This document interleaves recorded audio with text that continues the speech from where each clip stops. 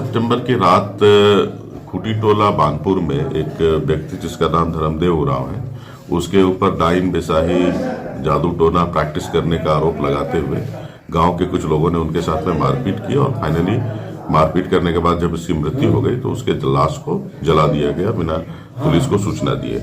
इस सूचना पे जैसे पुलिस को ये सूचना प्राप्त हुई, पुलिस त्वरित कार्रवाई करते हुए इस गांव पे गई। गांव में जो धर्मदेव उरांव के अन्य परिजन थे, उनको जो डर के मारे अपने घर छोड़ के अगल बगल भागे हुए थे, उनको उन्होंने ढूंढ के लाया पुलिस ने और उसके बाद उनके घर पे उनसे सारी घटना की जानकारी ली। घटना की जानकारी जब उनके घर वाले के द्वारा दी गई तो ये तथ्य सामने आया कि कुछ दिनों से गांव के सारे लोग उनपे गांव में घट रही मृत्यु की घटना या कुछ बुरी घटना जो होती थी उसके लिए उनको आरोपित करते रहते थे।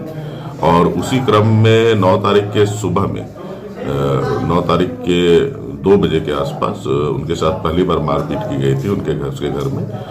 कुछ व्यक्ति उनके घर पे आए थे और उसका जीभ भी काट दिए थे उस मारपीट के क्रम में।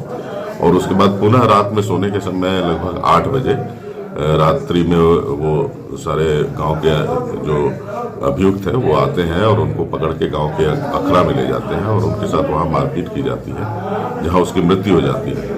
मृत्यु होने के बाद साक्ष्य को छुपाने के उद्देश्य से, सारे मामले को छुपा देने के उद्देश्य से उसको रातों रात उसको जला दिया जाता है। इस घटना पे पुलिस ने त्वरित कार्रवाई करते हुए 24 घंटा के अंदर जो उसके मुख्य अभियुक्त थे, जो एफआईआर के भी प्राथमिकी अभियुक्त हैं, अजय उरांव, कमलेश उरांव, विनय उरांव, चूरामन उरांव, कुंवर उरांव और मुकेश उरांव, ये सभी के सभी खूटी टोला के ही रहने वाले हैं और ये प्राथमिकी के अभियुक्त हैं और ये मुख्य अभियुक्त हैं, सबसे एक्टिव अभियुक्त हैं जिनके नेतृत्व में ये सारा घटना किया गया है। और इनके संलिप्तता के कारण इनको प्राथमिकी अभियुक्त बनाया गया है और इनकी गिरफ्तारी कर ली गई है।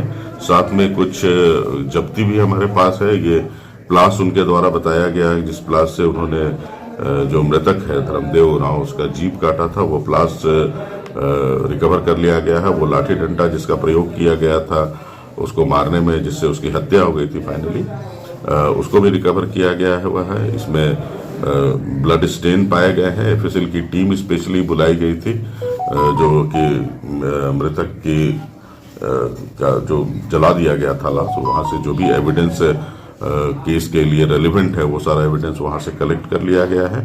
तो पुलिस हर तरह की कोशिश कर रही है जिससे इस केस में कोई भी पक्ष बाकी न रह जाए।